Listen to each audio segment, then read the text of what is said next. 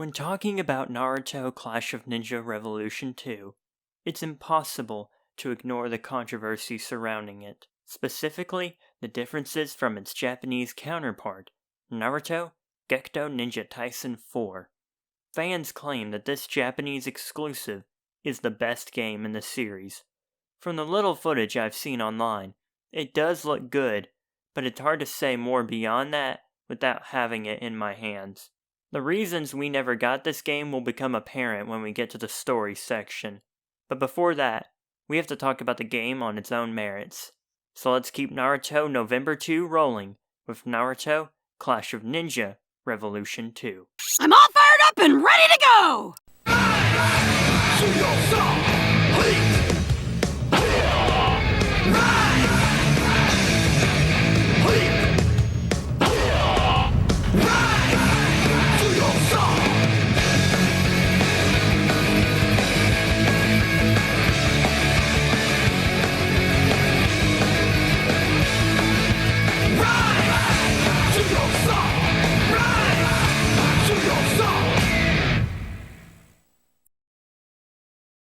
There are two gameplay additions worth talking about.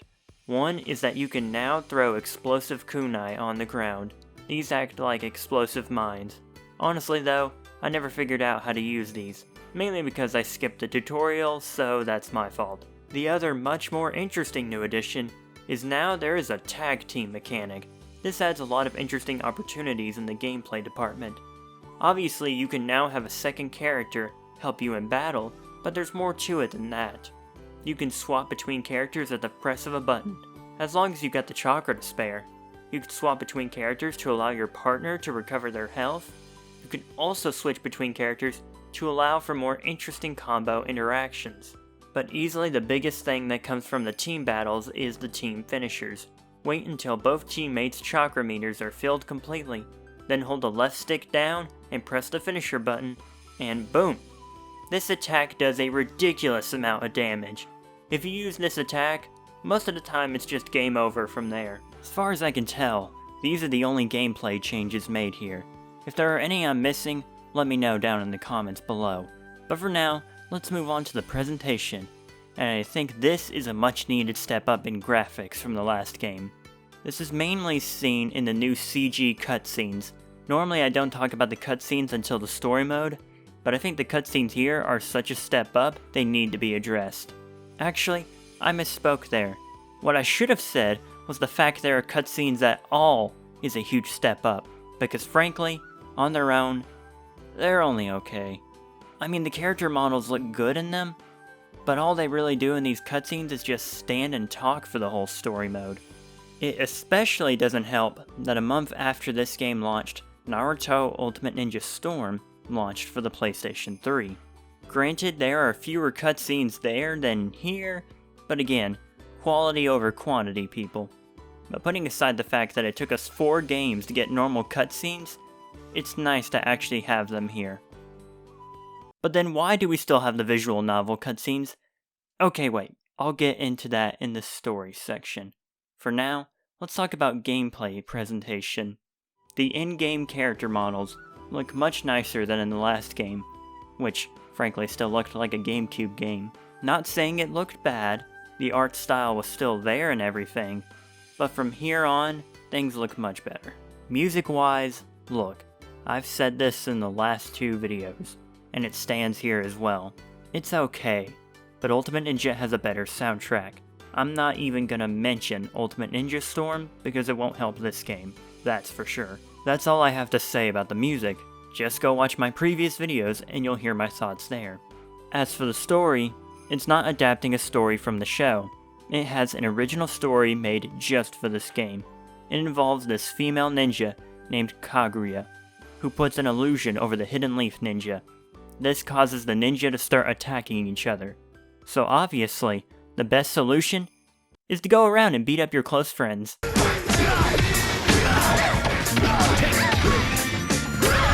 This story only exists to give the characters a reason to fight each other. On that front, it works well. Is it at all compelling? No. I never feared for the characters because this is a filler story. Ain't no way the characters are gonna get taken out by these punks. Also, the writing just isn't that compelling. What it is, though, is kind of hilarious. Choji, what are you doing? I want to eat some meat. Huh? Kakashi-sensei, you'll never be popular with the ladies treating him like this. Some parts of the story are just really stupid, but that's all I look for in a filler arc if I'm being honest. Moving on from the writing, I want to address something I brought up earlier. That's the fact that they are still using the visual novel style cutscenes for certain parts of the story. What is the point when you now have full CG cutscenes as established earlier? I get it. It was probably cheaper to do this way, but still, I don't get the point when you're already doing these CG cutscenes anyway. It just doesn't make sense to me. Now, let's talk about one last thing when it comes to the story. Is it actually fun to play it? Short answer, yes. The main reason for this is the balance of the story mode. This is just as balanced as Clash of Ninja 2. It starts out easy, but gradually gets more difficult, but is still able to be fair. Even in the final 2 fights, where the game is as hard as nails, I never felt like the game was being unfair. Oh, don't worry, that comes in the next video. The only time I felt like the game was throwing a ridiculous challenge at me was the Guy Sensei fight. Guy has armor, which means he can't be staggered. Your AI partners don't stand a chance, and of course, you have to finish him with your ultimate attack. It just feels like you need to get lucky and wait for your AI partners to not be killed immediately by Guy. But, aside from that one instance, the story mode was incredibly balanced. The last thing they fixed that made the story mode much more fun to play this time around was that they fixed the special requirement failures. I'm referring to when in the last game, you would win the fight, but because you didn't do it in the special way the game wanted you to, you failed. Here, they just make it to where if you get rid of your enemy's health bar, it doesn't end until you fulfill the requirements. Granted, I still don't particularly care for the special requirement stuff, but I'll take what I can get. So overall, I really enjoyed my time with Clash of Ninja Revolution 2. A lot of things here feel like the developers made up for the mistakes of the past. However, I'm not going to end this review without once again bringing up Gekto Ninja Tyson 4. As I mentioned before, we never technically got this game. While this is the American version, there are critical differences between this and the Japanese version. The main one is that in the Japanese version, they adapted the Sasuke retrieval arc, but the American version of the anime hadn't gotten to that story. So Tomy, not wanting to spoil the story for audiences who maybe hadn't seen the story, decided to change the game's story. This is why we got an original story mode, because they took out the story of the Japanese version. I'm also realizing I may have said story too many times. On the one hand, I get it, but on the other hand, I don't. Ultimate Ninja 3 came out earlier the same year, and that game benefited from that story inclusion. Not to mention, experiencing the story from the games is not a bad experience at all. I haven't watched all 500 episodes of Naruto Shippuden, but I have beaten all of the Ultimate Ninja Storm games, and that's how I first experienced the story of Shippuden. So I don't think experiencing the story through the games would have been a bad thing. But the story change affected more than just the single player portion. It also affected the multiplayer modes, because this game, on the Wii, has no online play. For me, this is not a big deal, and with emulators, I think this issue has now been solved. But back in the day, for people who are huge into fighting games and playing them online, this was an outrage.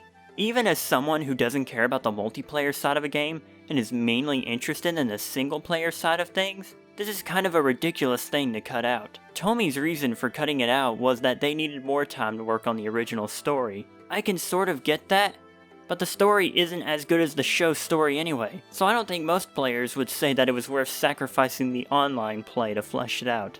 In the end though, I'm judging this game for what it is, not what we didn't get. When looking at the game with just that outlook, it's a lot of fun, but it's still hard not to think about what could have been. That's it for this review. Join me next time for the final video of Naruto November 2, where we'll take a look at Naruto Clash of Ninja Revolution 3.